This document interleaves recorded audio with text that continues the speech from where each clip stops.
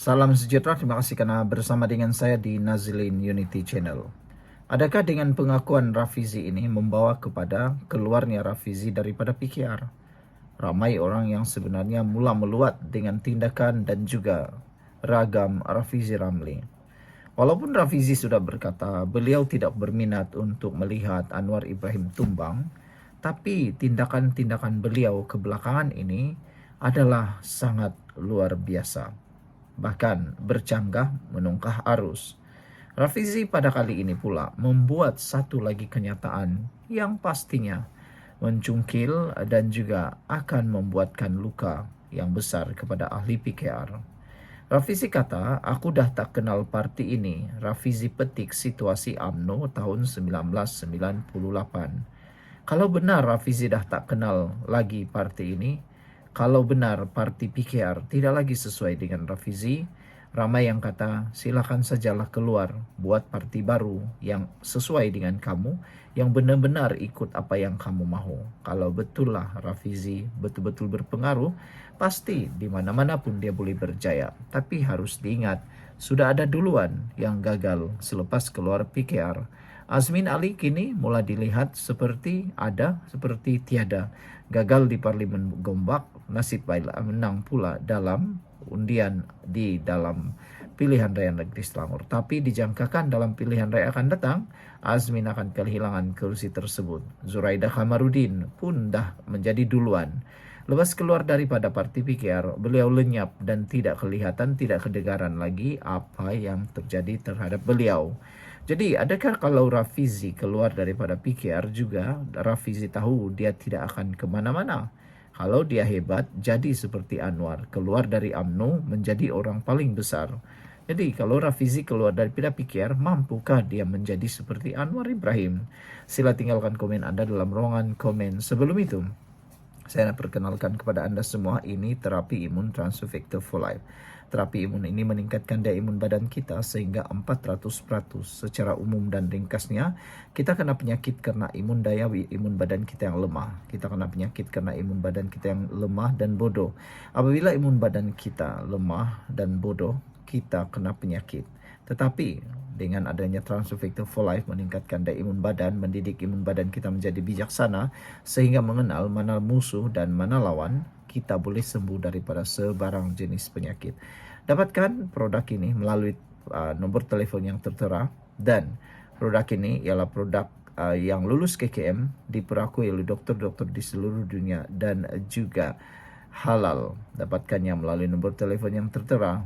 Saudara, mungkin ini peluang untuk Anda mendapatkan semula kesehatan Anda yang Anda impi-impikan. Jangan abaikannya, sila dapatkannya melalui nombor telefon yang tertera. Saudara-saudara sekalian, bekas timbalan Presiden PKR Rafizi Ramli memberi amaran tentang rasa tidak puas hati yang semakin ketara di akar umbi parti itu dan membandingkannya dengan peristiwa ahli-ahli UMNO keluar parti pada tahun 1998. Ini dia. Itulah sebabnya ada yang kata, adakah Rafizi Ramli betul-betul sudah bersedia keluar daripada parti PKR? Dia berkata ketidakpuasan hati itu berpunca daripada pemilihan PKR baru-baru ini yang menyaksikan ahli mempersoalkan ketulusan proses pengundian. Ada netizen yang tanya, siapa sebenarnya yang tak puas hati? Yang kalah itukah yang mengundi itu? Kerana, kata mereka, siapapun yang kalah tiada kena mengena dengan para akar umbi. Yang kalah itu mungkin sakit hati. Jadi, ada yang kata jangan bandingkan akar umbi dengan kamu yang kalah. Kata Rafizi, sama contohnya bila reformasi berlaku pada tahun 98, orang-orang UMNO yang meninggalkan UMNO masa itu. Sebahagiannya itu awal-awalnya kerana kemarahan mungkin Anwar Ibrahim dipecat, sebahagiannya kerana dia tidak boleh terima caranya. Tapi saya tahu dan rasa banyaknya juga ialah kerana aku dah tak kenal dah parti ini. Jadi itu yang saya maksudkan. Jangan dalam kegilaan kita merebut kuasa, jawatan, semua hanya untuk tu sampai kita buat orang rasa macam ini, bukan rumah aku sudah. Bila orang dah sampai ke peringkat ini, bukan rumah aku, bahaya sebab dia tak pernah dapat apa-apa. Dia tak pernah dapat jawatan ke apa. Bila dia rasa macam itu, dia move on. Move on tu nak suruh balik semula tak mudah. Katanya pada episod terbaru podcast yang berhenti menteri malam tadi. Pada tahun 1998, Anwar dipecat daripada semua jawatannya, termasuk sebagai timbalan Presiden UMNO, mencetuskan siri demonstrasi awam mendesak pengunduran Perdana Menteri ketika itu, Dr. Mahathir Mohamad serta kelahiran Gerakan Reformasi. Beberapa pemimpin akar umbi UMNO turut ke jalanan menuntut keadilan untuk Anwar. Pemilihan PKR yang baru selepas menyaksikan kekalahan Rafizi dan sekutu di tengah dakwaan penyelengan khususnya berkaitan sistem e-undi dan di peringkat cabang. Rafizi yang tewas jawatan timbalan Presiden kepada anak perempuan Anwar, Nurul Izzah Anwar, kemudian meletak jawatan sebagai Menteri Ekonomi, manakala sekutunya Nik Nazmi Nik Ahmad turut berundur sebagai Menteri Sumber Asli dan Kelestarian Alam sekitar tidak lama selepas itu. Mengulas lanjut, Rafizi berkata sesebuah parti politik tidak sepatutnya membentuk kerajaan jika mereka tidak bersetuju terhadap perkara asas.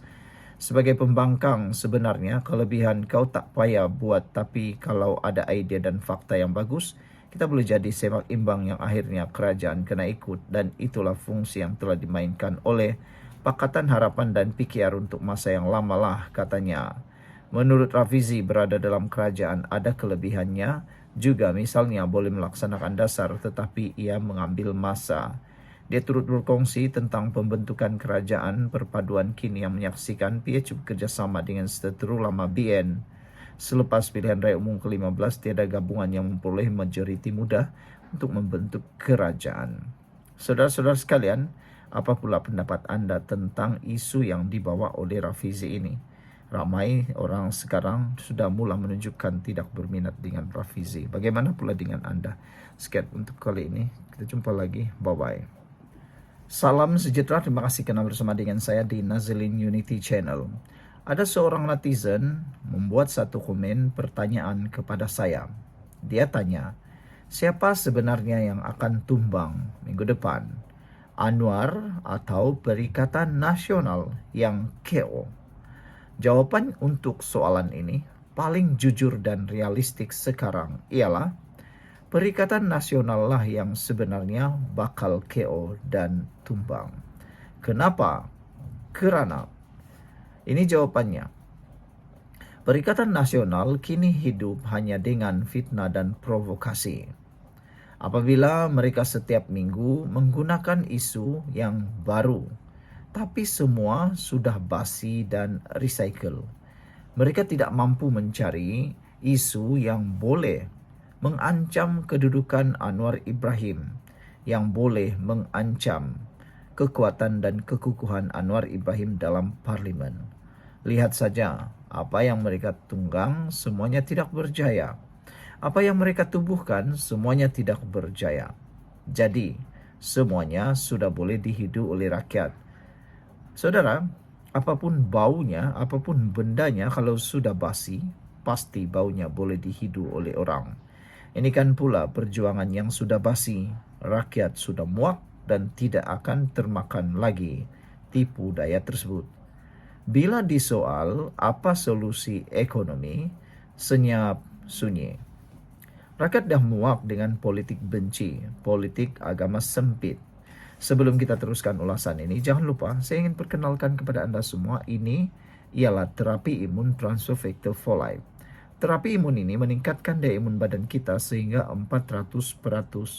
Secara umum dan ringkasnya, apabila imun badan kita menjadi kuat, kita boleh sembuh daripada sebarang jenis penyakit. Apabila imun badan kita diajar, dididik dan dijadikan menjadi kuat dan bijaksana, kita juga boleh sembuh dari semua jenis penyakit. Lebih baik lagi, imun badan kita yang bijaksana dapat mengenal mana satu musuh dan mana satu kawan. Terapi imun ini secara umumnya meningkatkan imun badan kita. Dan apabila imun badan kita tidak kuat atau lemah, kita sukar untuk sembuh daripada sebarang penyakit, mudah kena penyakit, dan sukar untuk melakukan sesuatu. Jadi, dapatkannya melalui nombor telefon yang tertera, jangan tunggu lama-lama.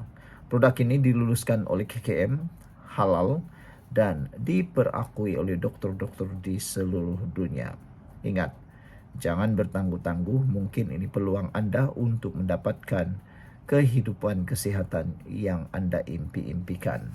Saudara-saudara sekalian, betapa muaknya rakyat terhadap Perikatan Nasional, sehingga apabila ditanya Perikatan Nasional apa cadangan mereka untuk menurunkan harga, menangani masalah yang ada di Malaysia, mereka hanya pandai bising, tapi tiada pun cadangan yang mereka mampu berikan. Kalau ditanya apa alternatif kalau mereka jadi kerajaan, siapa Perdana Menteri, itu pun belum ada jawapan lagi. Jadi bagaimana nak beri peluang jadi kerajaan kalau macam begitu? Kedua, Anwar kini makin kukuh. Itu sebabnya Perikatan Nasional lah yang bakal KO. Ini kerana undi percaya yang dibuat terhadap Anwar dulu sudah dibuat dan Anwar Ibrahim menang besar, sehingga memalukan Perikatan Nasional sendiri di Parlimen. Walau sudah nampak betapa kuatnya sokongan terhadap Anwar Ibrahim. Saudara, selain daripada itu, kalau Perikatan Nasional nak pula mengatakan tentang ekonomi, pelaburan yang masuk ke Malaysia makin banyak. Ini sebabnya Anwar Ibrahim makin kukuh dan Perikatan Nasional bakal KO. Hubungan antara bangsa pula, Malaysia makin dihormati, disegani di serantau dunia. Bahkan apabila Anwar melawat ke mana-mana, Anwar Ibrahim dilayan begitu luar biasa. Bagaimana pula dengan hutang negara? Hutang negara diurus dengan baik. Tiada masalah dalam hutang negara. Bahkan bertambah penambahbaikan dalam hutang negara kini dalam proses yang sangat hebat. Ketiga, Perikatan Nasional pula sekarang ini dilihat seperti sedang bergaduh sesama sendiri. Ada retak dalaman yang kita mula nampak. PAS mula dominan, bersatu dah nak KO. Mahathir cuba tumpang Perikatan Nasional, tapi apa yang terjadi? Mahathir bukan menjadikan Perikatan Nasional makin kuat, bahkan membuatkan Perikatan Nasional kelihatan seperti tidak bermaya. Kerana makin lama, orang bukan Melayu, orang-orang muda menjauhi Perikatan Nasional apabila Mahathir menyertai gerakan itu. Jadi, saudara, Mahathir cuba tumpang tapi merosakkan sebab bawa naratif lapuk. Perang dalaman pula berlaku, senyap tapi makin parah. Rakyat kini dah mula buka mata. Mereka dah faham. Mereka sudah tahu. Di TikTok, Facebook, semua rakyat mula sedar. Masa PN perintah, harga barang naik, rakyat sengsara. Kali pertama rakyat mengibarkan bendera putih.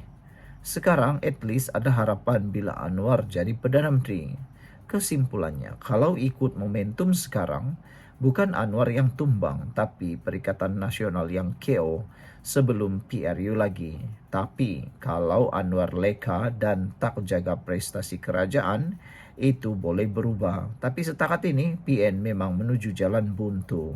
Kalau anda setuju, jangan lupa tinggalkan komen anda, tekan butang subscribe. Kita jumpa lagi. Bye-bye.